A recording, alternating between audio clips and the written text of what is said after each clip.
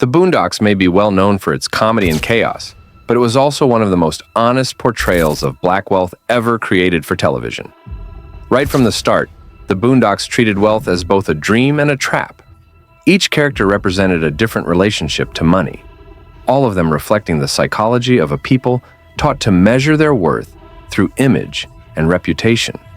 But what made it even more powerful was how coded it all was. As the show's creator and writer, McGruder knew that telling the truth about race and money on national television would invite censorship, so he disguised his lessons inside comedy. In this video, we'll be breaking down how those lessons about black wealth were hidden in plain sight, how each character's story became a blueprint of economic struggle, and why those coded messages still matter today. Before we begin, make sure to subscribe to Wealth Uncut, where we break down the shows that told the truth about our culture before the world was ready to hear it. Now, let's get started. To understand how the Boondocks spoke about black wealth, you have to start with Riley Freeman, the youngest member of the family, but also the clearest reflection of a generation molded by image. Riley's world revolved around the appearance of success. He wanted to look rich, sound rich, and be treated like he mattered. In his mind, money wasn't a tool, it was identity. That mindset is where McGruder started breaking down the illusion that drives so much of modern black ambition, the belief that visibility equals value. In Season 3, Episode 7, The Fundraiser, Riley turns a simple school project into a miniature empire. The episode begins with Riley refusing to sell chocolate for the school's official fundraiser. The prizes are cheap and the work seems pointless until he sees Granddad hand over cash to Jasmine Dubois for her own sales. That small moment sparks something in him. He starts to think that the real game isn't the fundraiser, but the hustle behind it. So he builds his own version. But this time, all the profit goes to him. Riley's fake fundraiser quickly grows into a full-blown business, with classmates selling chocolate under his made-up brand, Young Reezy's Fundraising. He manages territories, bribes adults, and lives out his fantasy of being a young boss, all while keeping the profits for himself. The joke works because it mirrors how real systems reward image over integrity, how profit can feel like power even when it's borrowed. McGruder uses the chaos to show how children absorb capitalist values before they understand them, as they chase control instead of creation. When Riley's empire collapses under its own greed, the message becomes clear. He didn't fail for lack of ambition, but because he learned the wrong definition of success. Riley's fascination with wealth can also be seen in Season 3, Episode 2, Bitches to Rags, as he watches his idol, Thugnificent, lose everything. Thugnificent, a once famous rapper who embodied the height of hip-hop success, goes from living in a mansion with luxury cars and an entourage to facing foreclosure, unpaid debts, and fading relevance. Riley refuses to accept it, believing fame and money should last forever if someone looks the part. His loyalty to Thugnificent turns into denial as he clings to the fantasy that image can outlive reality. McGruder builds the episode as a mirror of the music industry, showing how artists are celebrated when they rise and forgotten when the money stops. The spectacle of Thugnificent's fall is exaggerated for humor, but it carries a sharp truth. Wealth without a meaningful foundation often collapses. Through Riley's eyes, the show captures the confusion of a generation that was taught to chase reputation instead of personal growth and development. His drive is real, his creativity is real, but the rules he follows are borrowed from a system that profits when he fails. The humor makes it easy to miss, but Riley's story is the show's first lesson. When you learn to hustle before you learn to build, you may win the game, but never own the board. That same lesson echoes in the life of his grandfather, where Riley represents youthful ambition shaped by media. Granddad reflects an older generation molded by survival. He's the man who has supposedly made it out, yet still feels the weight of proving that he belongs. Granddad represents an older generation raised on the promise that money could buy dignity. He moves his family to the suburbs of Woodcrest to escape poverty and chaos, hoping that proximity to comfort will translate into peace. On the surface, he achieves what many before him couldn't: home ownership, safety, and status. But the Boondocks exposes the cost of that dream. Granddad's life revolves around maintaining appearances, not security. He worries about how others see him, about fitting in, about proving he belongs in a neighborhood that was never built. With him in mind, McGruder uses him to explore how success under pressure becomes performance.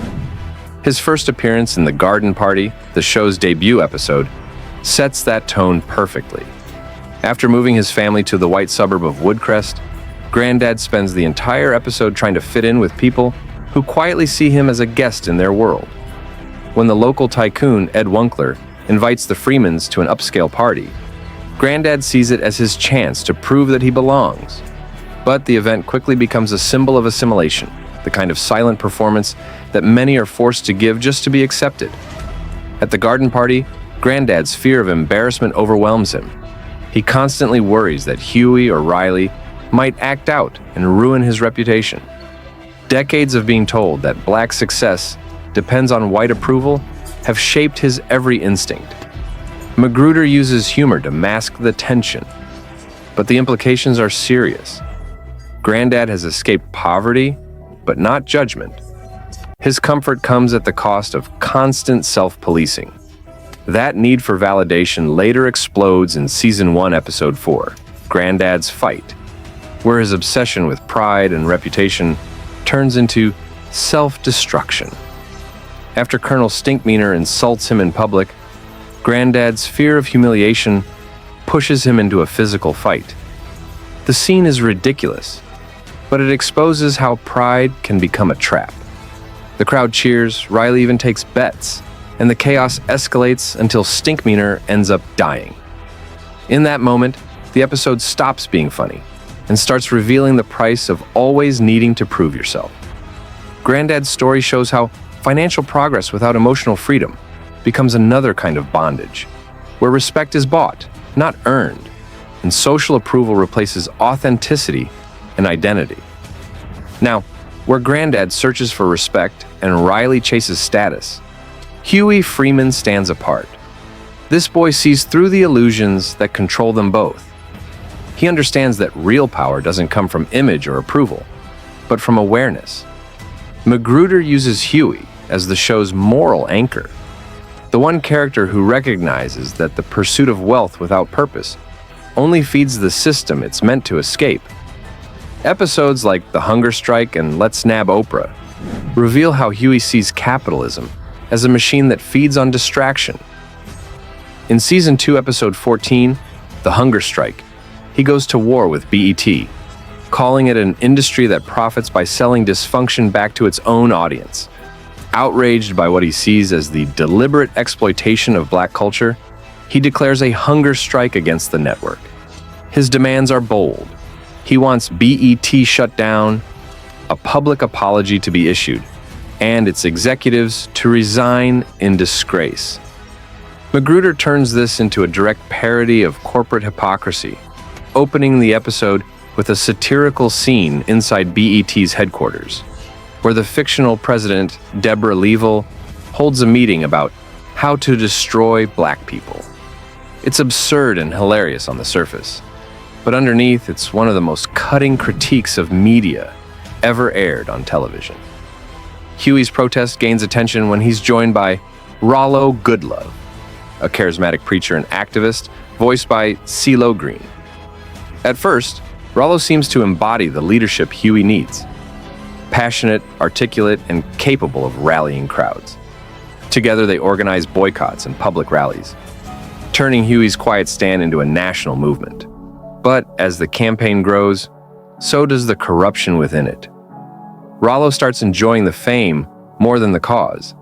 His speeches get flashier, his methods more theatrical, and his motives less sincere. McGruder uses Rollo as a commentary on how easily righteous movements are co-opted once money and exposure enter the picture. Eventually, BET manipulates the situation by offering Rollo his own show, undermining the entire protest. Huey watches as the fight against the system becomes another product of it. Defeated, he ends his hunger strike, realizing that awareness alone can't dismantle institutions built on entertainment and profit. The episode ends quietly, with Huey standing as the lone figure who refused to sell out. McGruder hides this social commentary inside comedy, but Huey's frustration reflects a real cultural dilemma: how to stay conscious in a world that rewards ignorance. That same frustration carries into Let's Nab Oprah, Season 1, Episode 11, where Huey once again finds himself standing alone against the ignorance that surrounds him.